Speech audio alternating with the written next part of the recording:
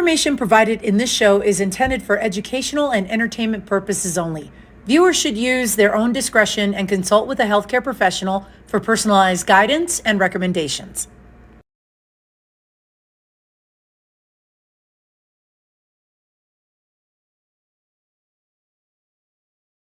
Hello, everybody, and welcome to the Health Revolution. I'm your host, Adriana Morrison, and we're delighted that you joined us today. Our show is all about engaging conversation, elevating health and wellness, and empowering transformation. And remember that health and wellness piece, it is comprehensive. So we're talking the physical, the emotional, the mental, all things to help us elevate to that next level. And no matter which way you're tuning into us, don't forget to hit the subscribe button because we'd love to stay connected with you. Also, as a reminder, at the bottom of the screen, you'll see a little tab that says show notes. Very important information about today's episode that we don't want you to miss. It is there for your reference, FYI.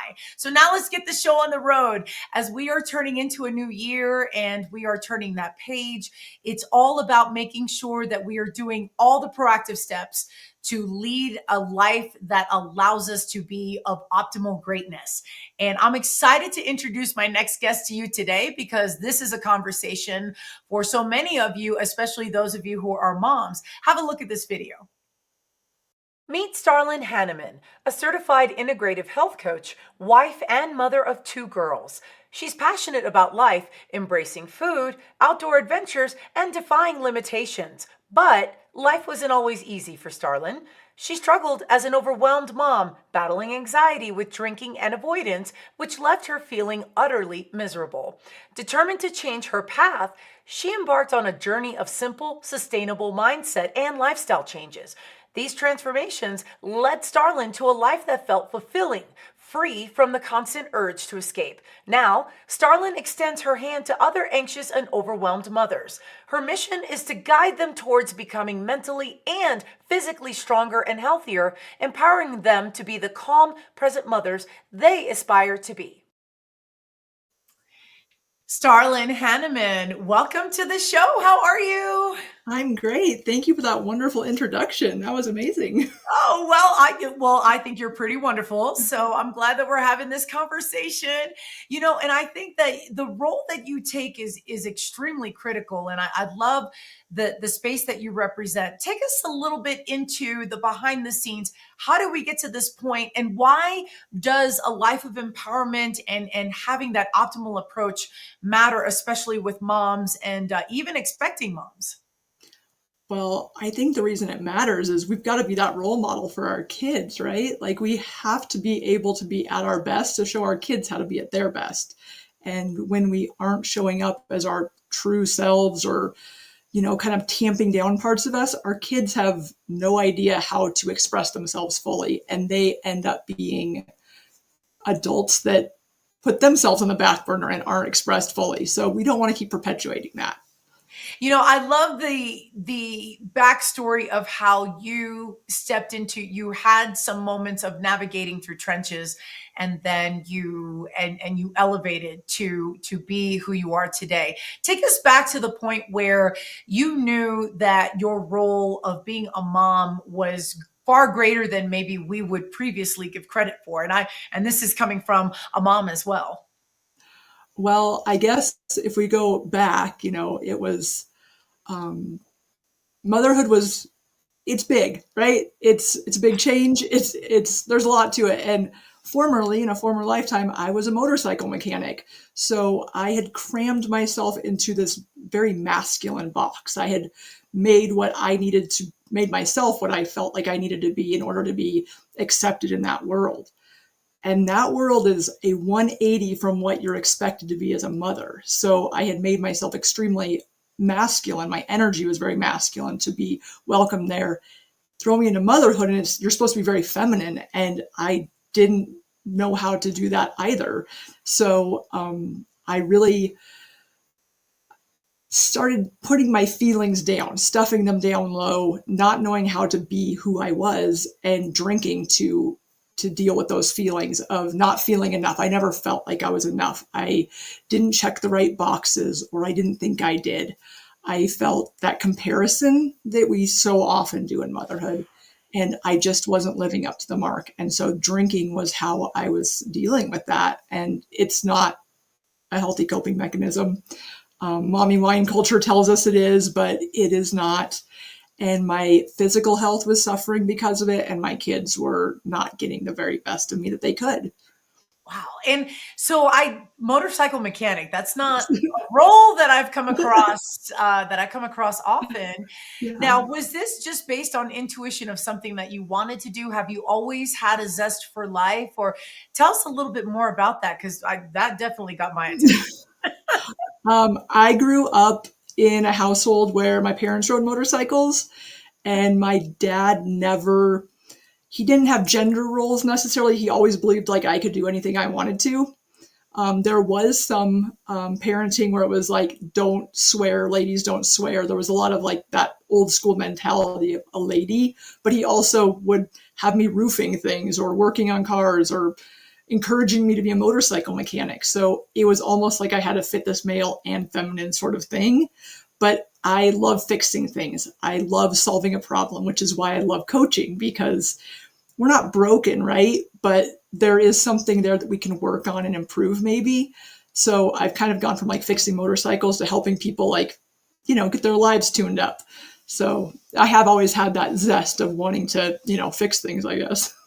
I love that. So, so what were some of your personal breakthroughs that you discovered being a motorcycle mechanic, even maybe even before becoming a mom? Because obviously you were breaking glass ceilings, I would imagine, at some point along the way. What were some things that surprised you about the strength that you had that maybe you didn't recognize that you had before? You know what? I've thought about this and I feel like I never appreciated it. I just, when you're young, you do things and you just do them. And I don't feel like you have the same fears or expectations on yourself. So it was just like, well, of course I'm going to be a motorcycle mechanic. Why can't I be? And I, and there's also that love of doing the unexpected. I love doing things that people tell me I can't do. Like if you tell me I can't do something, there is a 100% chance that I will attempt to prove you wrong. No, Love I might that. not succeed, but I will definitely attempt.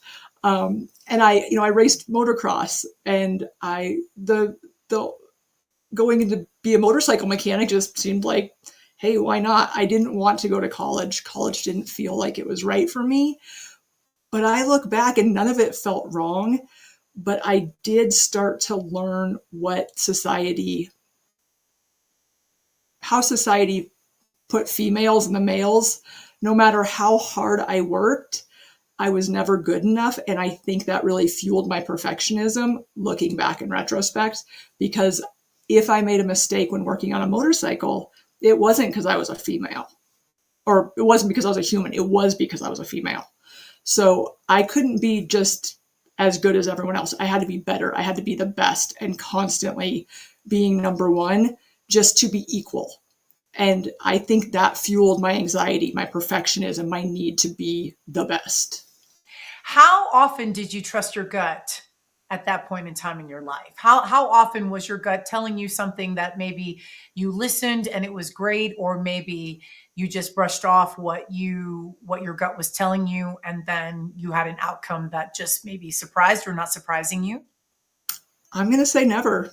I Hey. did not trust myself. I just did things, I guess. I didn't think about it. I didn't acknowledge it. I wasn't present. I was definitely living in the moment, but with no thought of outcome or how it would affect me, because I was young and dumb and the world was my oyster and I was going to live forever. Now, did you have siblings, or were you an only child? Okay. I do. I have So one younger sister and we could not be more different. okay, so but you were leading the way being the oldest, I and was so being the oldest, yes. okay. Yeah. So then fast forward a little bit. How long were you a motorcycle, or how long were you a motorcycle mechanic, or in that space of just all things just on wheels, where Yeah. you transitioned and you started to take a different trajectory in life? I worked at the Harley shop for almost 8 years.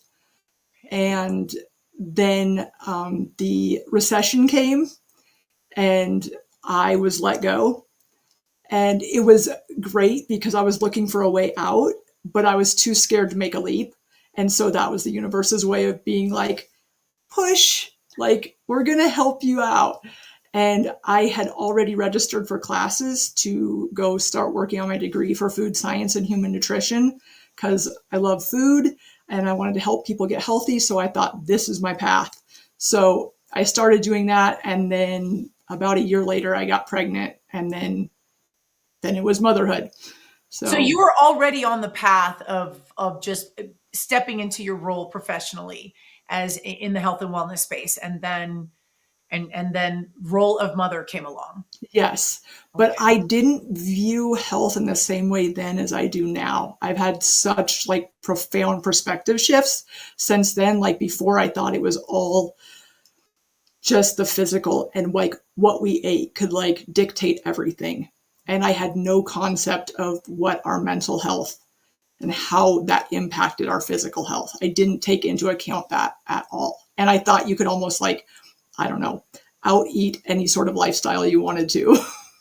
Do you feel like the dialogue back then didn't really lend itself, just society's dialogue, and that where our profession has always been? So for viewers, of course, brand new, I'm also in the health and wellness space. Do you feel like that the dialogue was where it needed to be back then, or are we just now playing catch up? I think we're 100% just now playing catch up. Like, and it's such a young profession and science when you look at like food science. Like, just over the course of the last 50 years, how much has it changed and switched? And this is good, this is bad. And we're always like, oh, wait, what?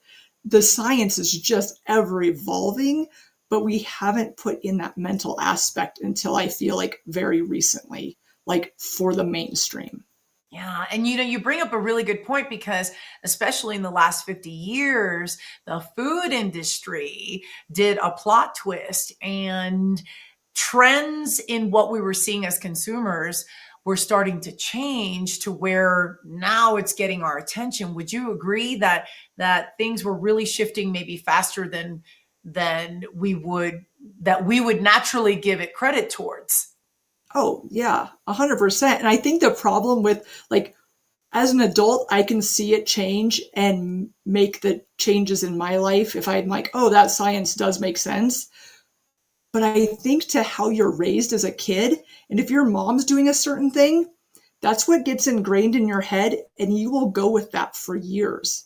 Like you think back to like the low fat diet and how if you were raised in a household where it was low fat, you could go on for 20 years thinking that that's healthy if you're not paying attention to what's actually happening in the world, because that's just what you were taught. So if you don't have a parent that is paying attention to how they're finding food and science changing, you could be working with old news.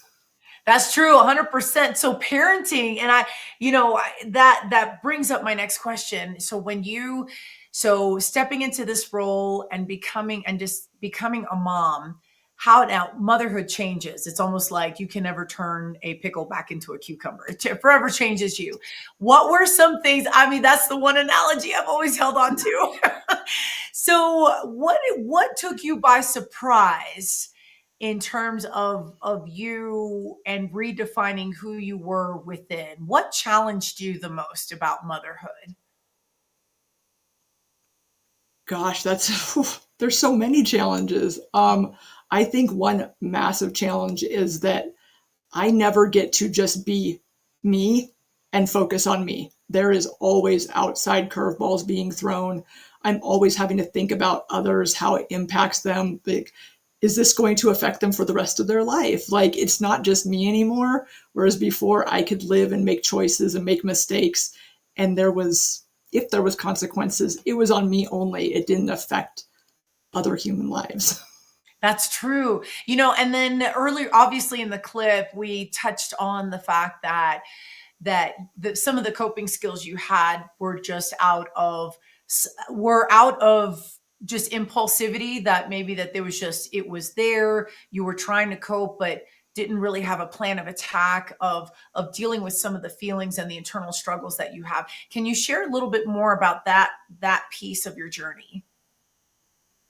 So you cut out a little bit there, so I missed the question. I'm so The sorry. No, you're fine. So the journey, so as you started to feel challenged, and then turning to, in the video we talked about how you turned to drinking and then just stepping away and that overall level of disconnect.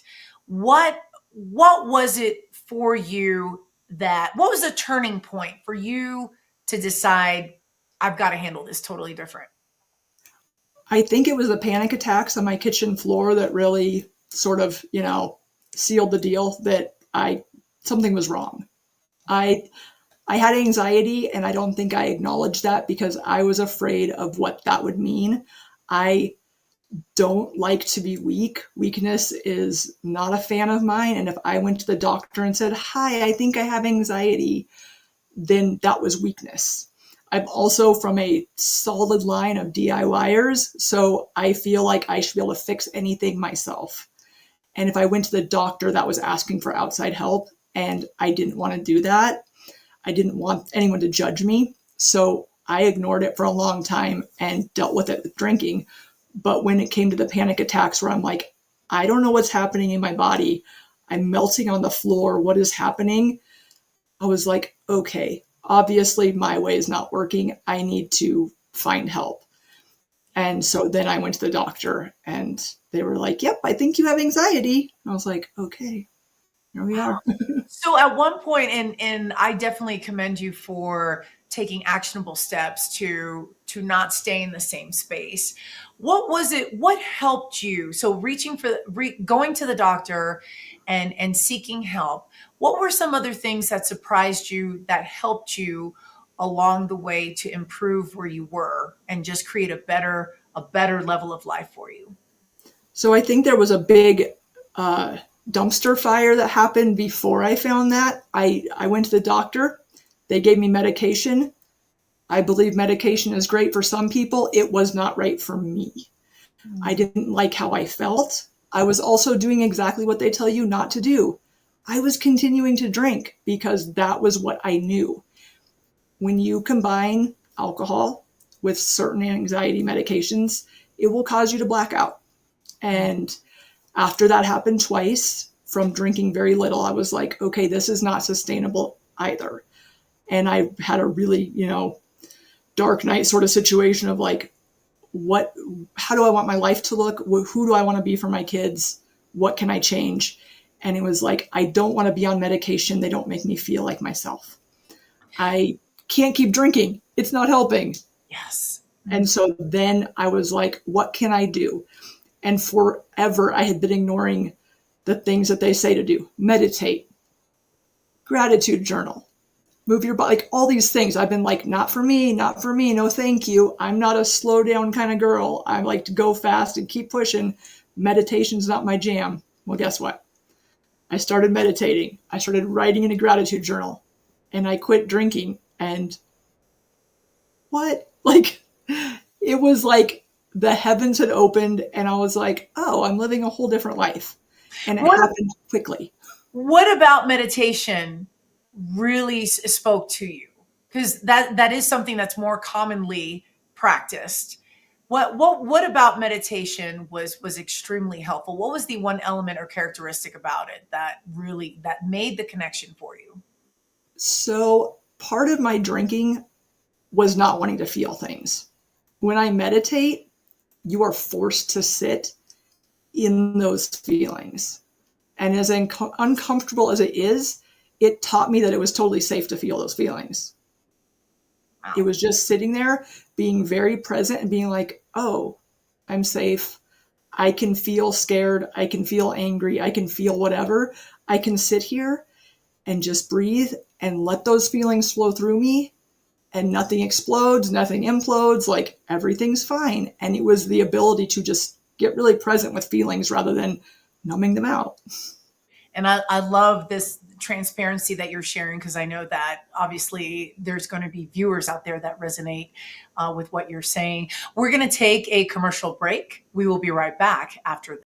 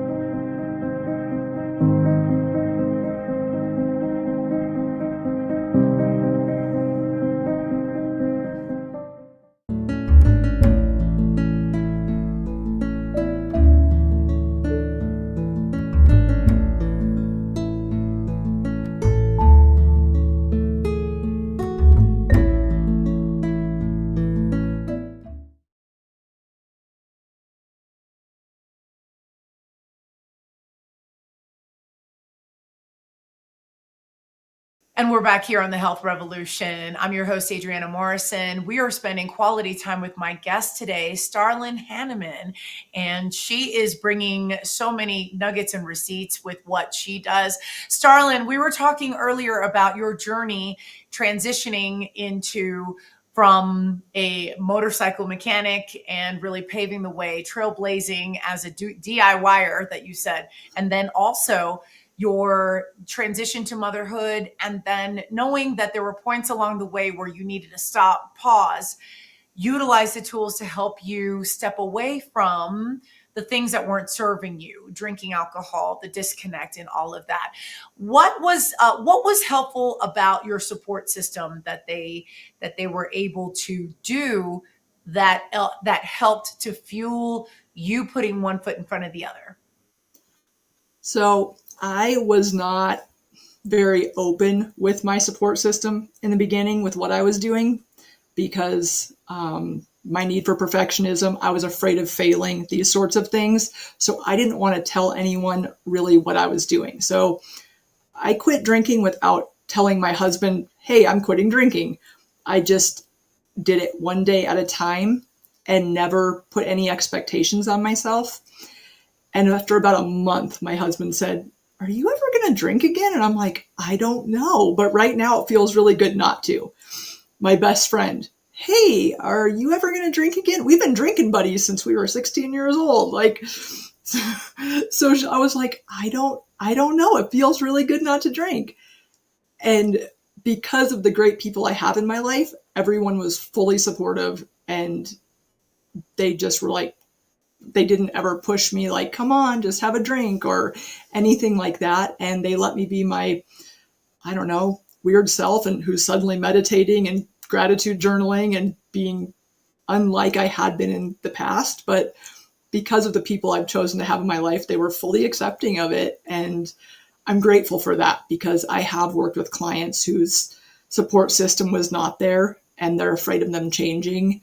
And I find that great, like very unfortunate, because we do need to have a support system, people there to, hold us accountable or to cheer us on when things aren't going well. And so I am grateful for that support. Yeah, and you brought up a good point. I love the fact that you're sharing that those closest to you noticed a change, a shift in what was happening. And then as you kind of shared and disclosed, that it sounds like there was that element of surprise, but then I'm guessing that in their mind that they put two and two together, that obviously we don't want to mess up a good thing. And you are right in that there are those out there who really truly want to change, but then others have an issue with that. And that has everything to do with those people being reminded. And tell me your thoughts on this. My thought on this is that if someone is growing and they're eliminating the things that don't serve them, but then inner circle has an issue with that, that inner circle in that specific example is being reminded of their inaction, that said person's activity of bettering themselves is reminding them that they are not taking initiative and they're not growing.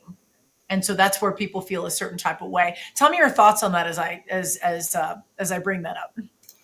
Well, that actually happened with my best friend when she asked me if I was ever going to drink again.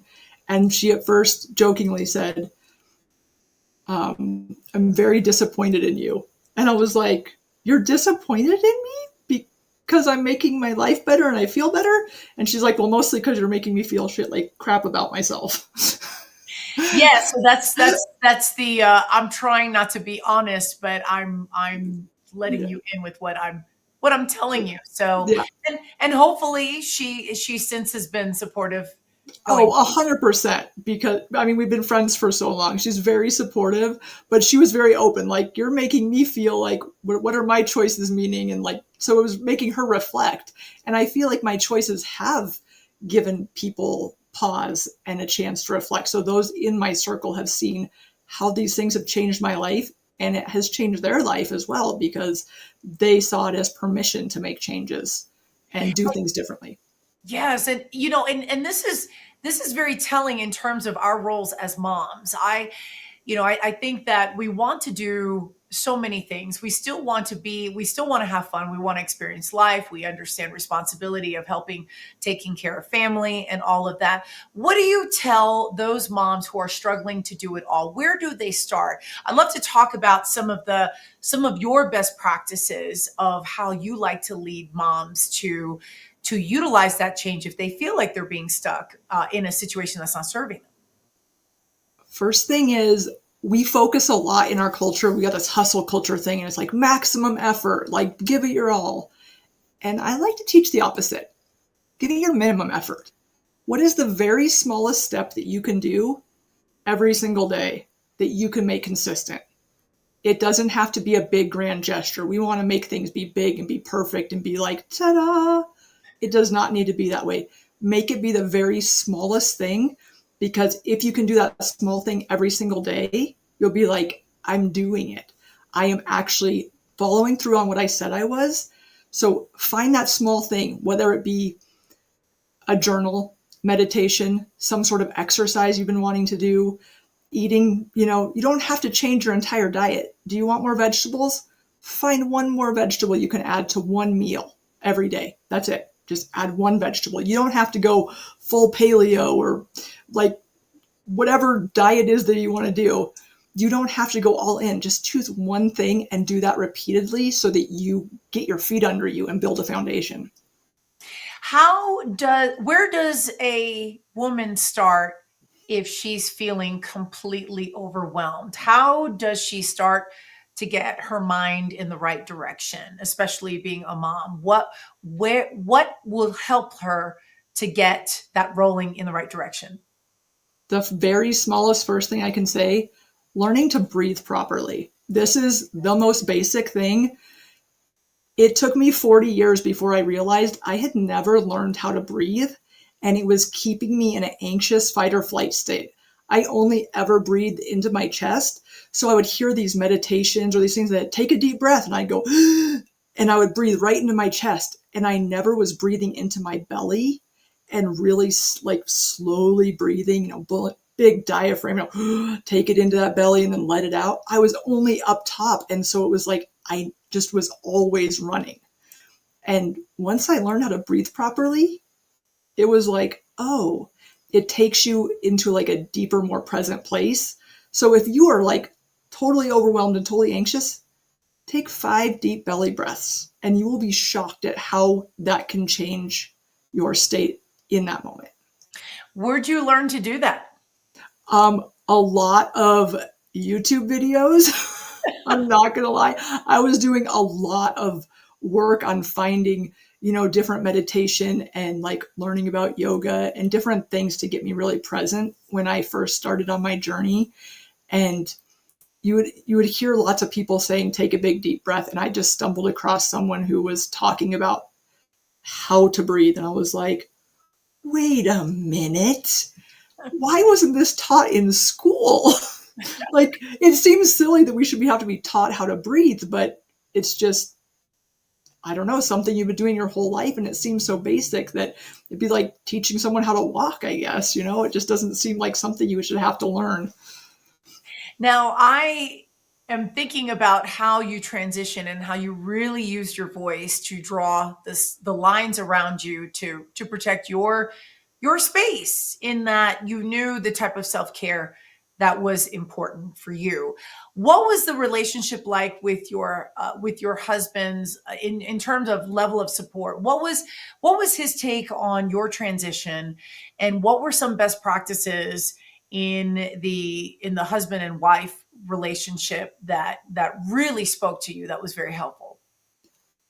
Him being very understanding of my need to, I started going to the gym, and him being fully supportive and not making it be like that was my time, but more like that was time that was benefiting me. But it wasn't like, that's the only time you get away, or, it was just part of living and taking care of yourself, like taking a shower. There's no judgment when someone takes a shower. That's just part of taking care of yourself. And so it was no big deal for me to take time to go for a walk or go to the gym or do these things. He just always looked at it as me taking care of myself, because he fully supports me in being the best mom I could be. But there was never like a big conversation, because he's not a talker. So it was like I just took the lead, and he was like kind of like, cool, whatever makes you happy sort of guy. But you did use your voice. There were times where you felt like you needed to state what you needed, and Yes. and so following through with that. What helps a mom utilize her voice more if she's not used to doing so? Ooh, good question. I think just getting in the practice of saying these things and reframing it in your mind first, like really, like instead of thinking of it as an extracurricular sort of thing, just like I said, like with the shower, you wouldn't ever like think twice about being like, hey, I need to take a shower. And if you are, then maybe you need to like look at your situation, like making sure you are with someone who is supportive of you taking a shower. But looking at exercise, or going for a walk or meditating, having those moments to yourself as part of what it takes to be the best you for your kids. And so if you can reframe that to just being part of living a healthy life, then maybe it won't feel like such a big ask of your partner if it's something that's just part of living. How did you start to gravitate towards working with moms? I just was really passionate about where I had come from, how much I had suffered, and how I realized like, wow, if I had known that there was someone out there like me that could help me go from this place, that could have been greatly helpful. I feel like we struggle with taking care of ourselves, with doing anything for ourselves. It's always everybody first. And I did not have the awareness that if I put myself first, that it would actually be putting my family way ahead of the game. I was constant like everyone else, you go first, I'll take care of myself somehow, some way. And it just was like the gap kept getting bigger and bigger and bigger as far as like where I was at. And the more that I tamped down my needs, the angrier I got, the more resentful I got, the less patient I got. But as soon as I started practicing this, like showing myself love, it was like everything smoothed out. And I was like, oh, I'm such a better parent because I take care of myself. Did it change how you looked at your relationship with your mom? Was there a time, could you see a level of understanding? Did it add new perspective, or did it shift in your mind what you were, what you felt you needed to do going forward as a mom? It's definitely every day I feel like is a new perspective of like looking back on my relationship, like looking back at how my mom parented and like just different things. Like every day is just like, oh, I see why she did that. Or, that's always something there. But for her, it was such a different time. That was really the 80s. And it was just a different time. There wasn't self-care. I mean, I guess there was probably like VHS tapes of like workouts at home or that sort of stuff, but it was just completely different. I think there was different expectations on moms as well. We were getting into the, career moms, that sort of thing. My mom was a stay-at-home mom. She did all of the cooking all from scratch. Like cooking was her thing. So I was raised on a very healthy diet. So I didn't have a mom that wasn't present. So I can see like how much she did at home now, because I definitely struggle to do all of it. Like I'm impressed always. What do you notice about the types of trends we are seeing, or maybe that we don't realize are happening with women stepping into the role of being a mom, and then just levels of coping skills, and just how we're how we're embracing, whether we're running to embracing mental health or not? What are some of the trends that you've noticed where it's now become part of how you address the women that you work with? I am definitely noticing that our comparison, like this compare and despair, is such a trend, and social media is just making it worse because we're seeing everyone's best selves. We're seeing these influencers, these gorgeous, houses.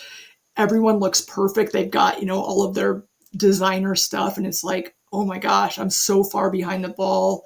These kids are all in their matching Christmas outfits. And I'm over here like, I still need to order Christmas presents. With this compare and despair, I feel like we're getting further and further behind. There is a lot of talk about mental health, but are you actually taking the steps to change that?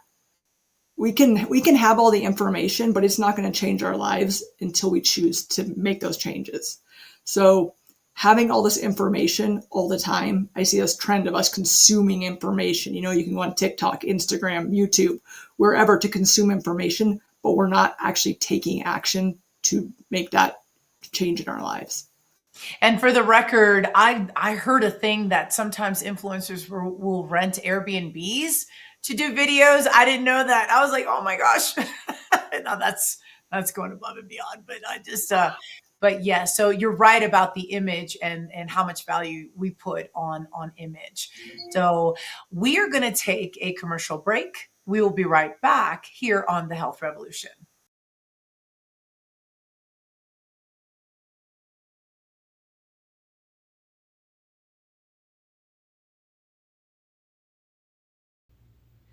Thank you so much for watching The Health Revolution. Our show is growing, and it's all thanks to viewers like you. No matter how you found us, please hit the subscribe button so we can stay connected and continue to deliver amazing content to you.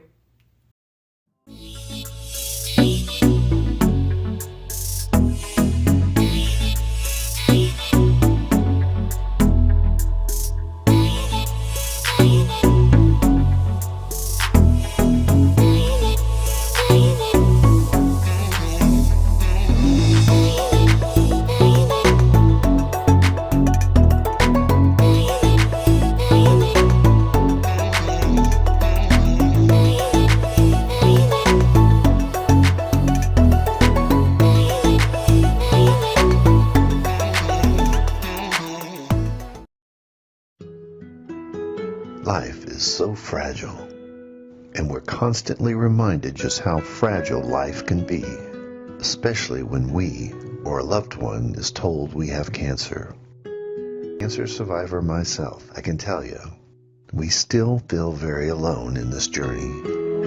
There's a study that's been showing that patients who are socially isolated have a worse prognosis, have a worse outcome than patients who are socially interconnected. Buddies for Life is a non-profit cancer support group for those whose life has been impacted by cancer.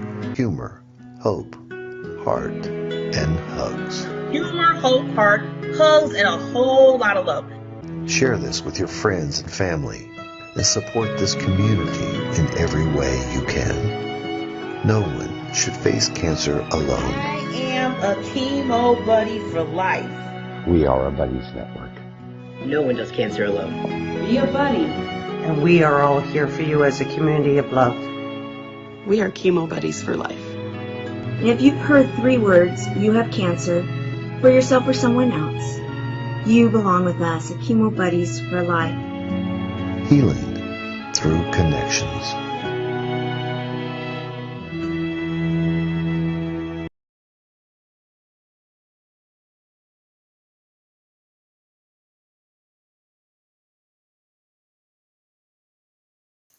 Welcome back to the Health Revolution. I've been spending quality time with my guest today, Starlyn Haneman, and we're talking about how moms can really put a better foot forward. And this is for anyone in general, but how we turn working through the trenches into optimizing our lives. And so, Starlyn, I love the fact that that you're so passionate about what you do. What are some things that you notice that we need to do as women that'll help us set the standard for that next level?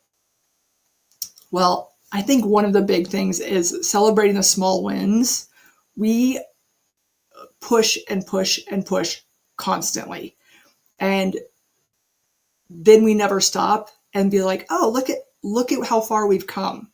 Like we just keep setting that next level of expectation, but never acknowledging where we were at. So slowing down, and if you have set a goal, or, I want to work out this week or whatnot, celebrate it when you've done it.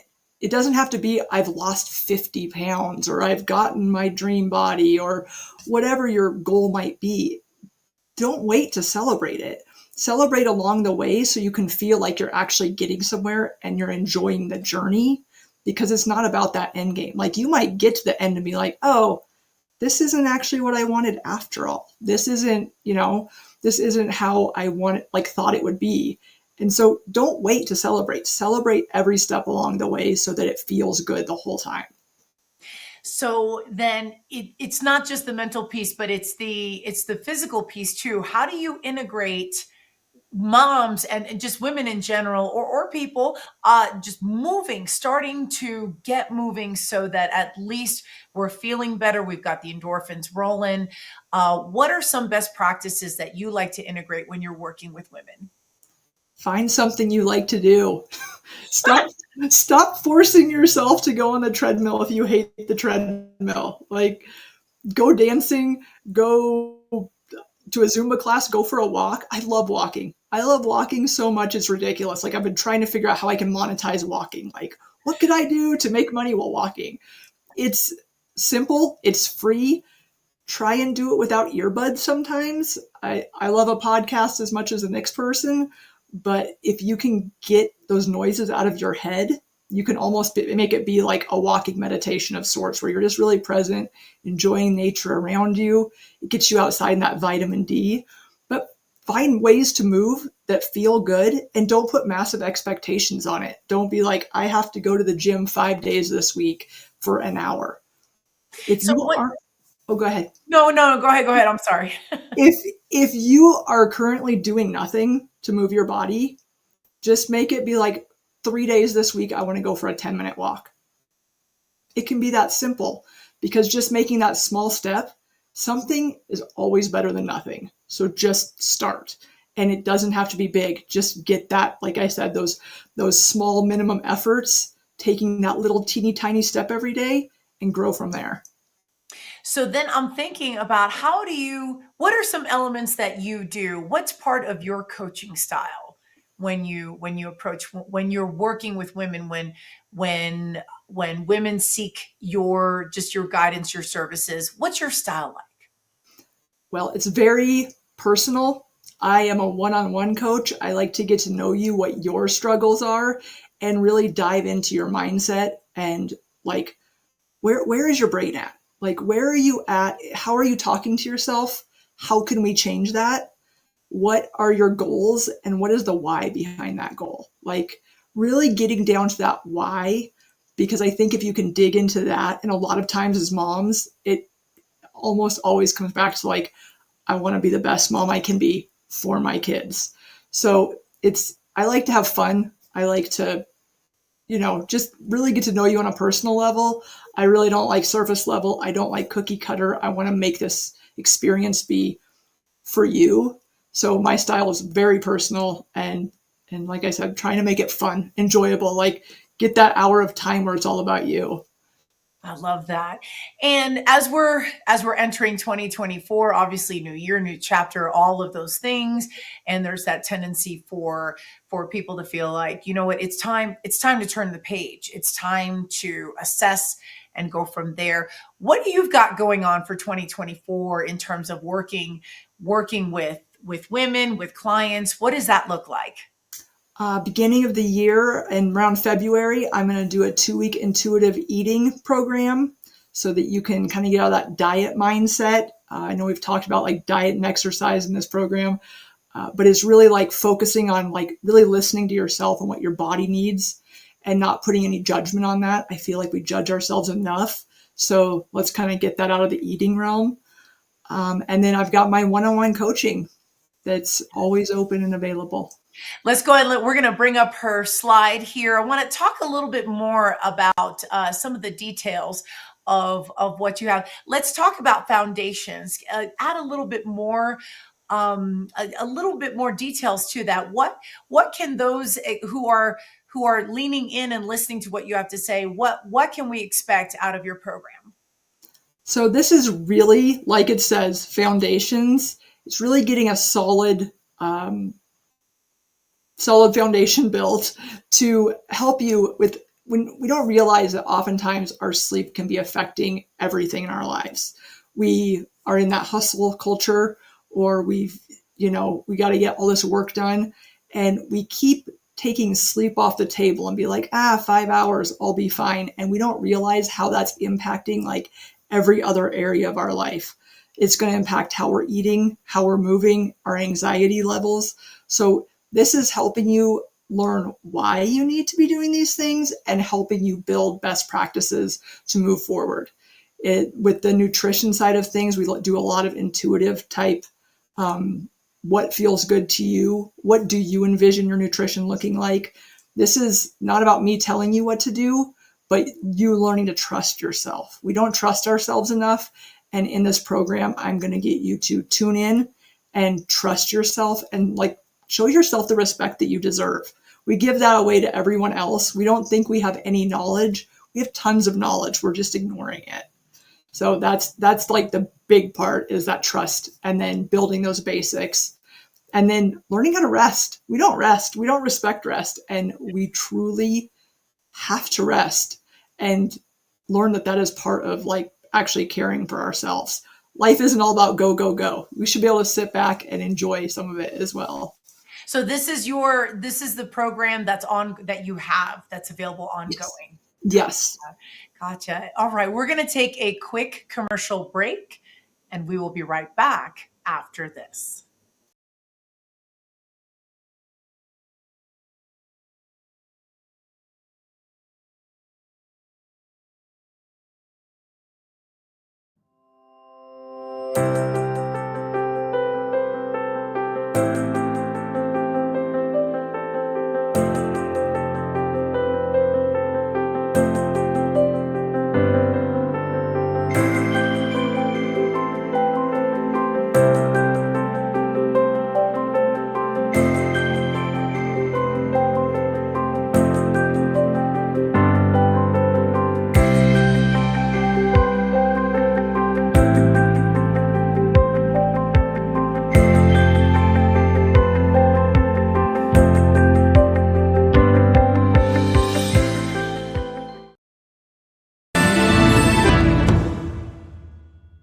This is Madeline Blair, the host of Unlocked, where we open possibilities for when the unexpected happens.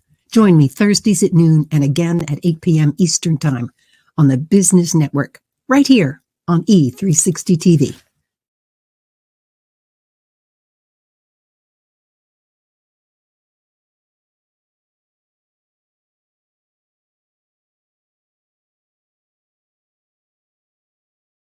We're back here on the Health Revolution, spending some quality time with my guest today, Starlyn Haneman. Starlyn, where can viewers find you as they are looking at the information you have to offer and leaning in? Yes, you can find me on my website, which is wholesomerebelwellness.com, or you can find me on Instagram at Starlyn Haneman. And those are the two places I hang out.